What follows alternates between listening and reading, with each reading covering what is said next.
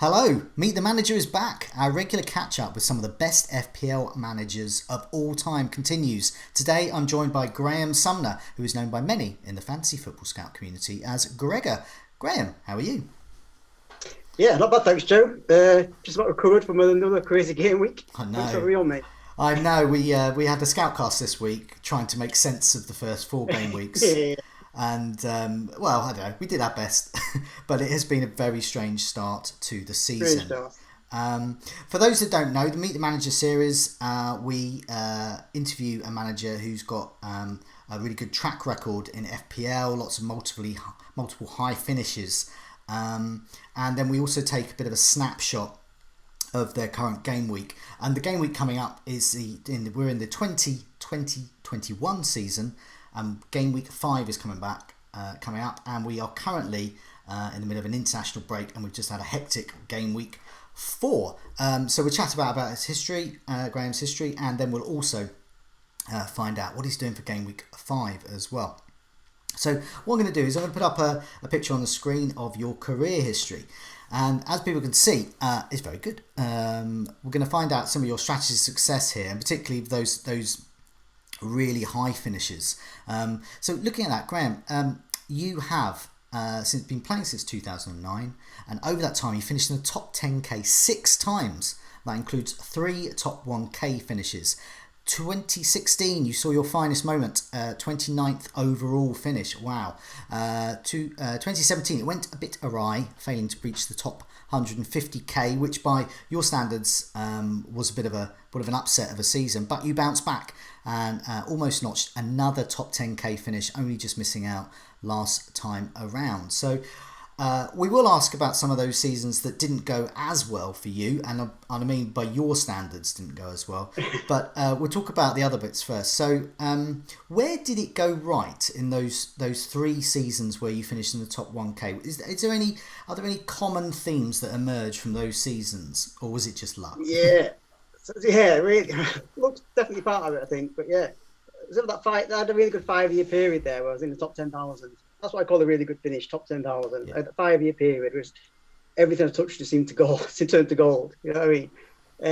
All the captaincy picks, transfers just seemed to go really well. I remember the guys in the work league saying to me, like, how are you doing it every week? Yeah. And it's like, there's rumours going on that I had this like vast spreadsheet on the go that I was plotting my every move on. And no, I've never had a spreadsheet. I do like spreadsheets, but I've never had a fantasy football spreadsheet. It's just I watch a lot of football, as much football as possible. Since football's been back this season, I think every game has been on TV. I've more or less watched every single game. Wow. And I check the stats after the game week. Always check the stats and just plan ahead. I look at the ticker a lot. Plan ahead for good fixtures. Teams have got good fixtures coming up. I do that a lot. So yeah, I was thinking back on those 3 years then, and specific examples of things that went right. And I hit a lot of good captains. Santi Cazorla's hat-trick away at Reading. Oh yeah, remember that. Yaya Touré's only Man City hat-trick against Fulham. Alexis Sanchez hat-trick away at Leicester. Okay. Charlie Austin hat-trick for QPR. Yossi Benayoun hat-trick for Liverpool against Burnley. Aguero's 5 goals against Newcastle. It was Newcastle, yeah. Yeah, I just seem to hit on them big captaincy scores Yeah. a lot over the years, and that's what really propelled me up the ranks, I think. Okay, now you hit those big captaincy scores. Why did you pick those players? The players that you've just mentioned there, usually there's 1 or 2, like a Suarez, currently a Salah, De Bruyne, that everyone will go for, Harry Kane perhaps. Yeah. Those are not immediate. I mean, I had Yaya Toure for a while. I remember the season he did really well, but I don't think I captained him. And there were some others as well. Santi Cazorla was not a popular captaincy pick. Why did you pick those types of players for captaincy? I do look for those opportunities. Oh. People say don't take ownership into account so much, and I don't. In terms of fear, it doesn't worry me if someone's got 50% ownership. But if someone's got a lower ownership but is a good player, I do look for those opportunities. So like this season, for example, we're going into game week 2. We had Kevin De Bruyne on massive ownership, and Sterling on low ownership. So I was looking at them two, thinking, quite similar, same price, both good assets. And my thinking was get on Sterling purely because the high upside you can get from having him and captaining him. Mm-hmm. As it turned out, De Bruyne in game week 2 looked so good on penalties. Penalties look like they're going to be a big part of the season, so I didn't do it. But I do look for those opportunities. Okay, I mean that is interesting. I do have Sterling in my side at the moment, so Yeah. Good fingers crossed. Yeah. Fingers crossed. Yeah. So I mean that is interesting about ownership. Ownership is a big factor for a lot of people. I tend to think it's not so important at this time of year because the engaged managers haven't revealed themselves, as it were. There's 7 million people playing, and not all of them are that engaged and will be with us by the end of the season as well. Is that the way you look at ownership as well? Do you look at it a bit more, say for example, if you're heading for the top 10,000, do you look towards the end of a season more at the top 10,000 and make those moves? Yeah, always compare myself against top 10,000, where I am in the table, because they're the engaged managers. You know that they're really more or less looking at it thoroughly like you would be. So yeah, that's what I compare myself against. Yeah. In terms of the kind of strategies that you have in general, I just wonder what type of manager you are. It sounds like, I mean, I was going to say you're risk averse or risk taking, but it sounds like you're not averse to taking a risk. Yeah. And I just wonder about hits as well, whether hits come into it, whether you don't mind taking a -8 here or there. I started keeping records. I think from the year I finished 29th, started keeping records since then, and I think I average about 14 hits a season, so quite a lot of hits. I think generally at the start of the season, I tried to knock my team into shape at the start of the season. Yeah. Well, things that you try to get your first draft right, but you never do. So I take a lot of hits to try and get into shape. Often play an early wild card. Sometimes that goes well, sometimes less so. I don't mind taking hits at the start to try and get my team as I want it. So yeah, over the season. So at the start, I'll just take hits just to get my team as I want it. Yeah. And then in the second half of the season, I'll take hits mostly to bring captains in. Yeah. I always think a hit is worth it if you're bringing in a guy who you think will be the captain, the choice of the week. I don't mind taking hits for that. See, in some of the previous Meet the Managers, some of the managers we've spoken to are very, very keen on that kind of upside chasing. So I know Late Riser has been one, and Mark has been another that we've had on Meet the Manager who does that. So that's very much what your train of thought as well. So for example, just say next week, we'll look at your team a bit later, but next week on paper, Son and Kane have great fixtures. If you didn't own Son or Kane, that's the sort of move you would do to bring you wouldn't mind taking a hit to bring those types of players. Yeah, exactly. And I've got Son and I've got De Bruyne. I think them for me are the ones I'll be looking at next week anyway. But thinking ahead, game week 8 looks like a tricky one for the captaincy, and I'll be looking at Antonio for that. Oh. So if I'll either bring him in a free, if I can't bring him in for free, that's the sort of player I'd look to bring in for a hit, because I think he'd be cold that week. And that marries up what you've been telling me about your career so far. The Yossi Benayoun, Santi Cazorla, Yaya Toure, these types of players, and nailing those hat-tricks. Antonio, we know, has got a hat-trick in him, and you've highlighted that as a particular case. Exactly. So not looking at ownership, not looking at price even. Yeah. Well, if anything, his ownership is low, and that makes him more attractive. Yeah. And his price is low, 6.3 million for Antonio. And price as well. Does that persuade you in your captaincy, or people you're bringing in, the price? We think, well, they're expensive, they must be a good person to bring in. Or do you look at Antonio and just go, "What, Antonio? Why is he so cheap?" Yeah. Well, it's two things. It's the fixture and it's the underlying statistics. So Fulham at home, you can see Antonio after the restart on this season, his underlying numbers are great. They're the two things that I'd be looking at mostly. Yeah. No, it's a good idea. You mentioned that you look at some of the stats, so we know the importance of the eye test for you. You mentioned you look at some of the stats as well. So obviously in the Fantasy Football Scout members area, a whole bunch of stats and tools there to look at. So what do you look at, and does it differ for different positions on the pitch? Yeah, so the stats I most look at. Well, what I do after the end of every game week, I'll go into the members area, and I'll look at each individual match, and I'll look at chances created, shots in the box, touches in the box, and average positions, and then I'll pick up things from that what I've seen with the eye test. Let's take the Villa Liverpool game that just happened this last weekend, 7-2 to Villa. Yeah. So most of that game I was watching behind the sofa, to be honest, because I'm a Liverpool fan. Yeah. Didn't captain Salah, so So I checked that after the match, and I saw Ross Barkley 6 shots, and the average position, he was actually more advanced than Watkins. Yeah. It's that sort of thing I'm looking for. You know what I mean? £5.9 million for Ross Barkley. That's someone I'll be looking at. Yeah.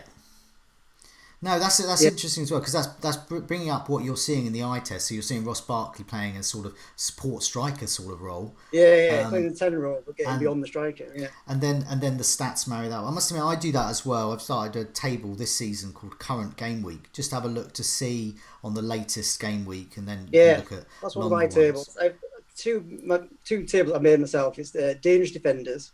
So I always like to have defenders with attacking threat. Now more than ever, I think it's quite important. Yeah. And the last game week's big threats, which you can see all the underlying stats, the threat that they've got. They might not have scored, but if they're having lots of shots touched in the box, those are the things I like to look at. Yeah, and what about things like, I guess some people say look at big chances a lot for strikers, and there's a lot of expected stats as well, expected goals, etc.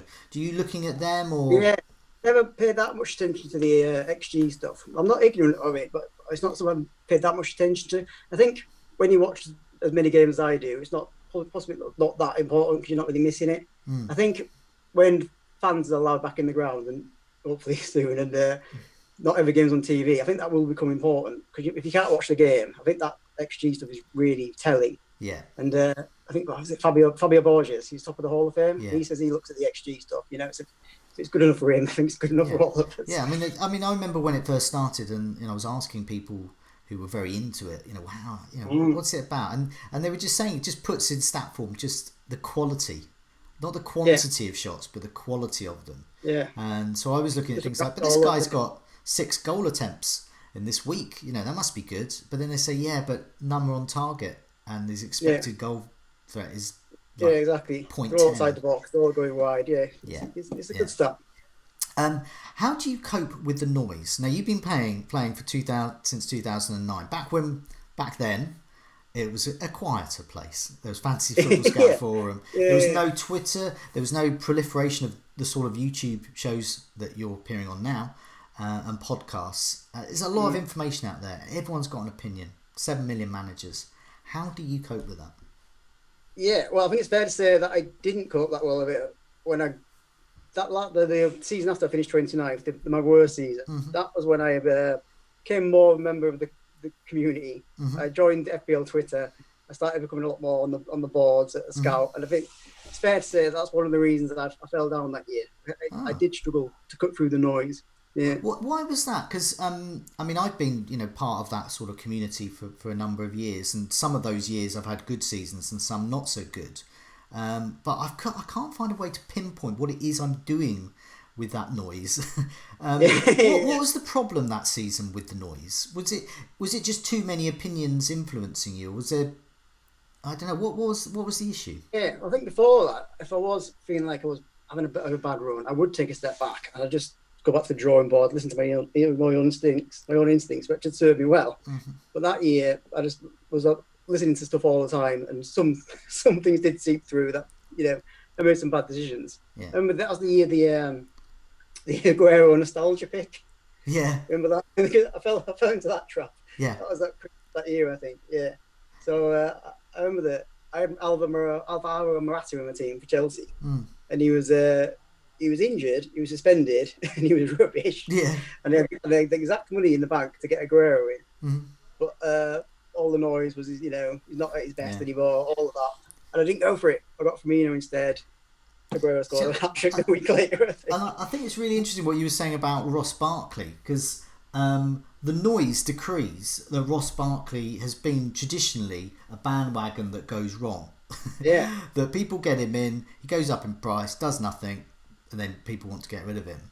But it's possible this season, in a new team for him, and a new role, and starting every week, which I would imagine he would do, that all of that noise needs to be just parked, and there's a new noise there. Trusting your instincts. I think that's the thing you need to try and avoid: preconceived ideas of things. Like the Ramsey Torres season being a classic example of that. You don't think they're going to carry it on, but they do. Danny Ings last year, I'd never really had Danny Ings last year because I thought he's going to get injured at some point. He always does.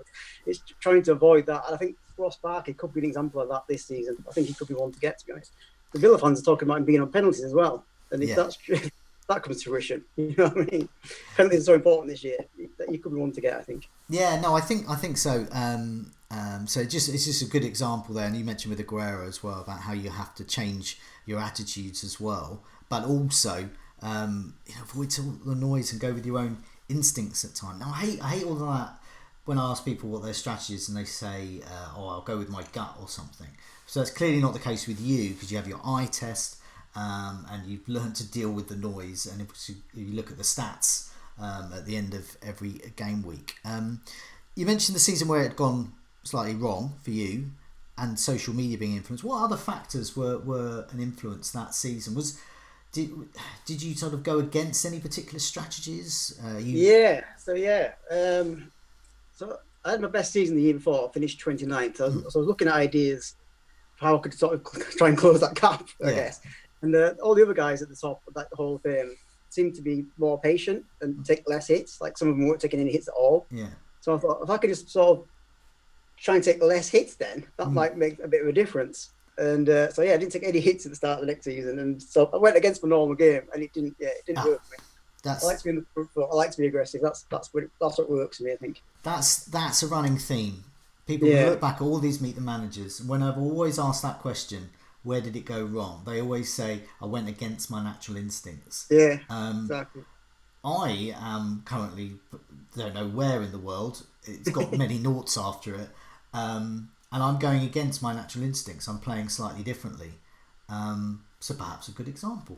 maybe I should just stick to what I know. But nevertheless, low down as well at the moment. I try to be aggressive, but I'm quite low down as well. So it doesn't always work. But you're doing. Whereabouts are you in the world at the moment in terms of your rankings? 1.7 million, I think now. So that's actually, considering the size of the pool of FPL managers, that's not too bad at this stage. That's within sight of getting top million and upwards. It's about 500,000 better than this time last year, actually. Yeah. So a strong start doesn't necessarily matter for you. Yeah, generally I do better in the second half of the season. Yeah. 2 seasons ago, I pulled my best start ever. The year I finished 40-odd thousand. At Christmas time, I was doing better in that season than the year when I finished 29th. But then it just fell off a cliff after Christmas. Do you know what? A similar thing happened to me last season. I had my best ever start, and I could never kick on. And I finished within the top 100,000 like you did. But a very similar thing happened there. Just could not kick on to get to that top 10k, which is where we want to be at. In terms of the game changing, obviously 7 million players has changed. Obviously we've got social media. How else has for you the game changed? Yeah, so I mean, it's just the number of people playing and all the information around it, really. It's just being able to decipher through that information. It's like back in the day, because I watched so much football and used the eye test, you could sort of pick up on players that would go under the radar. But now that's not really a thing now. I think Zofar said it on FPL Wire last week. Like nobody goes under the radar now. If anyone does anything remotely useful, somebody will tweet about it. So everybody knows about it. So it's harder to pick up on those under the radar players. So I think now there's no one really under the radar, but there will be low owned players that you can still get on. That's how you chase the upside now. You find them low owned players and get on them. People will know about them, but can't have more, can you? So for me, it's about targeting the fixtures and targeting that ownership. That's how you do it. That's how I would look to do it. Yeah, no, I noticed with so for example, looking at the way people look at players as well, that has been a big change for me. I remember in previous seasons. So I remember James Milner crept up on us all when he was at Aston Villa and became like nigh on essential for a period over autumn and winter. And it took us all a bit of a while, and some people got on to that. But now James Milner would have been a player like him would have been clocked instantly. Ross Barkley playing as a support striker has been clocked. Exactly. And that's never it's hard to find that. So I think maybe we have to end that search we'll never find that perfect differential because it's all laid bare. which is They're still there. Like I said, they're still there because you can't own them all. So it's yeah. just for me, it's targeting those fixtures and bringing them in before everybody else does. You know what I mean? I think what we'll do now is have a look at your game week 5 side. So yeah, you're about 1.7 million in the world, so trucking along quite nicely. For the benefit of those listening to the podcast version, this is a 3-4-3. You've got Martinez, Sace, Mitchell, and Alexander Arnold in your 3 going into game week 5. You've got Son with the captain armband in at the moment. De Bruyne, who's a vice captain, so under consideration. Foden, Salah, Jimenez, Calvert-Lewin, and Chris Wood. And then on your bench, you've got Forster, Lamptey, James, and Anguissa from Fulham. So just a couple of questions about that, just as a snapshot of the way of your thinking as well. 3-4-3 immediately sticks out. Is that something you've favoured over the years? Yeah, pretty much always 3-4-3. Last year started 4-4-4 at the back, I think, but that didn't last long. I do like the idea of a 5 in the middle, but the trouble with that is you never really have a 4.5 striker option that you can use. Like you look at now, Brewster's moved to Sheffield United. Yeah, it's 4.5 million, which sounds brilliant, but for me, he's too good to be on the bench. Yeah. If I had a Brewster in my team, I'd be playing a 3-4-3 still, but with a cheap striker. So I like to have the 3-4-3 because you always have the midfielders that can sit on the bench, but do a job. Like Basuma, perfect example, sits there, generally does nothing, but when you need him, presto, he scores at the weekend. You can do that. So yeah, I always look for 3-4-3, cheap as bench as possible, but players who play, and normally a cheap goalkeeper rotation. I've got Forster at the moment because I was hoping Forster would get the Southampton goal. Didn't come to fruition, so I've just got Martinez at the moment. But generally, 2 cheap keepers on a rotation. It's one area of the game I've always been the same as well. I've really like cheap goalkeeper rotation, but increasingly I'm starting to veer towards the set and forget. I think these days, like Martinez, I think could be a set and forget goalkeeper even at 4.5. So that's possibly something that's changed as well. I do like the Southampton Villa rotation is good though. So if I've got the funds in the weeks to come, I might get McCarthy back in and do that. The thing is, this season, with the virus and all that, you just don't know what's going to happen. So I think it's always handy to have another guy on the bench if needed. And I've always liked the rotation. Like you will bench points from time to time, but I think you just got to back yourself to pick the right one. Looking at this team as well, so you've made no moves so far to go to game week 5. Do you tend to take? Are you adverse to early moves? Do you like the information, or do you not bothered? No, I do early moves. Yeah, I've got 2 free transfers this week. Ooh. So yeah, I'm going to move Chris Wood out, I think. Yeah. Normally I wouldn't advocate for taking a player out who's not injured and has a good fixture. He's playing West Brom. But I've had him the last 2 weeks, Chris Wood, against Newcastle and Southampton. He hasn't really done anything. So he's going to go. I'm actually quite annoyed with myself because he dropped in price 2 days ago, I think. Like, and if I'd known that was going to happen, because I was watching the prices, FPL statistics, I always do. He's about -80. About past 9 is -80. I thought I'd be all right. If he was -90 and I thought he was going to drop, I'd have done it then. Because one of my strategies actually for the start of the season, I do like to keep value. That's why I take the hits. I play an early wild card. I like to keep the value because I think that comes in really useful later in the season. So yeah, I would have liked to have done that already, really, if I knew he was going to drop. But I'm going to look to get him out for Watkins, who's already dropped. He's 5.9 now, so at least that sort of offsets that drop on Woods. So I still have the 500 grand in the bank. Yeah. And then the other transfer, I'll probably look to roll if nothing else comes up, and then have 2 transfers again next week. But Reece James is one I'll be looking to move on as well.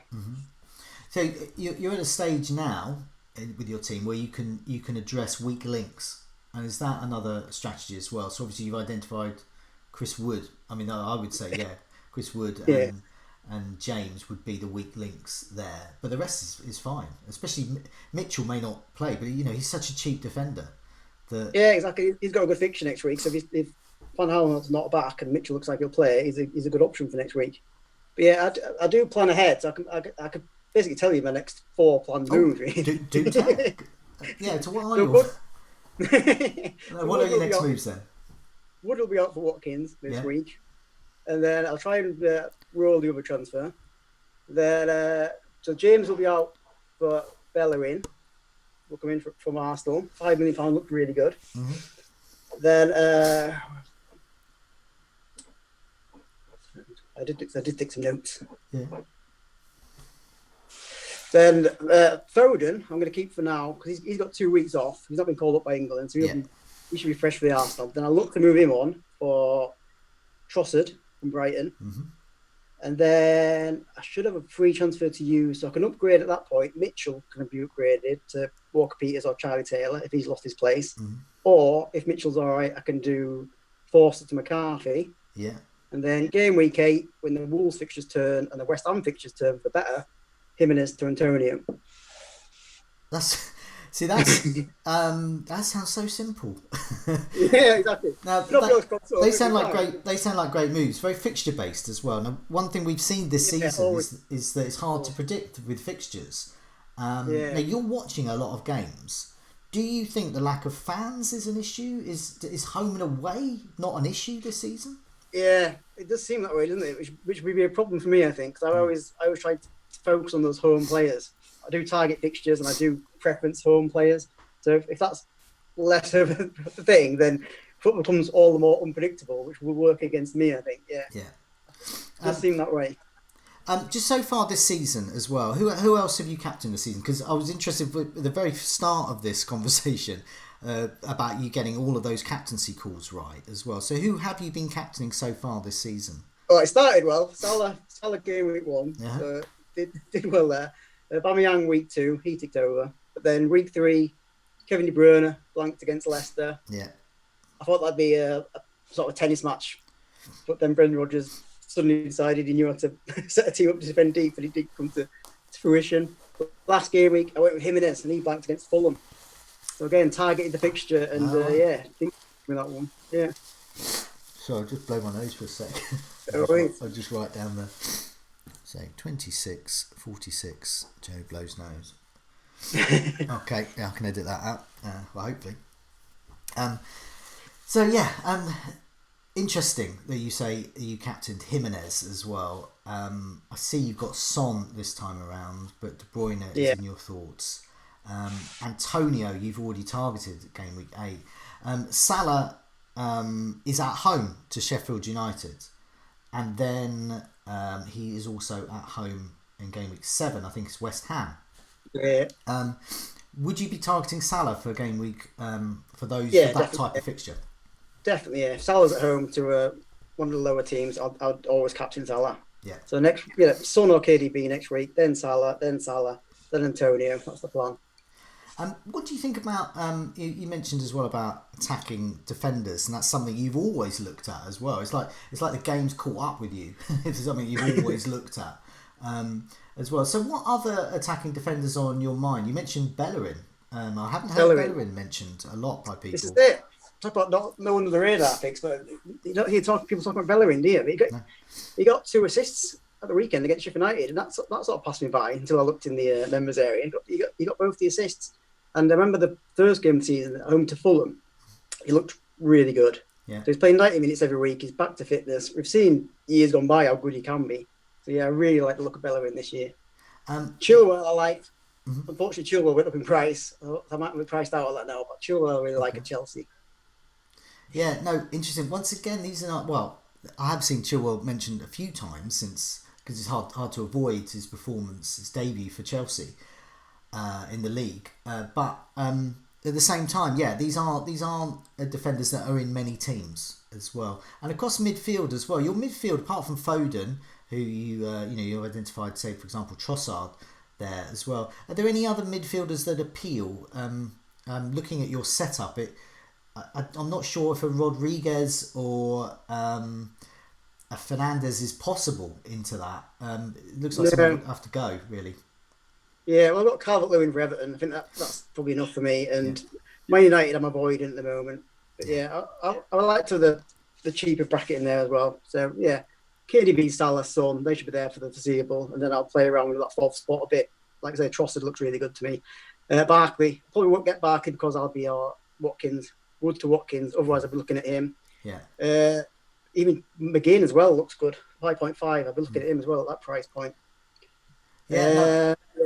Yeah, no, I think hopefully it's given lots of people a lot of ideas. These are some of the themes we've been talking about on the Scoutcast and other videos and podcasts this season. It has been a strange one, I think. But looking at your team there, it looks strangely comfortingly normal. You know, a 3-4-3, nice price points there, much better than I've achieved this season. You know, really good setup there, and that nice blend of differentials and well-owned players, and captain choices as well. And it's something reassuring about seeing that in a season which has been so topsy-turvy. Yeah, it looks all right. Yeah. Moving forward, it looks like it should be all right, shouldn't it? Yeah, it should be. It's been such a strange season. It's like I say, I started off with the captain Salah, then I brought in Calvert-Lewin game week 2, who got a hat trick. I kept Son, who got a quadruple. I kept Son again this week, so it sounds really good. Yeah. Then on top of that, I've had 8 players who have blanked. When I say blanked, I don't mean like the customary 2 points. I mean 0 or less. I've had 8 players with 0 or less in 4 game weeks. So yeah. I've never done a start like it. But yeah, hopefully now looking forward. 2 free transfers. It looks all right. Well, Graham, thanks so much for joining me. It's been a real pleasure to find out about some of the strategies behind those amazing seasons, but also get a snapshot about what's happening in game week 5. So I'll hastily make notes and try and copy. Well, I can't because I have to stick to, because that's the message here. You've got to stick to your own system. It's difficult to copy others, but hopefully we've given lots of people ideas. But for now, Graham, thanks so much for joining me, and good luck with the game week and the rest of the season. And you, mate. Cheers. Thanks for having me on.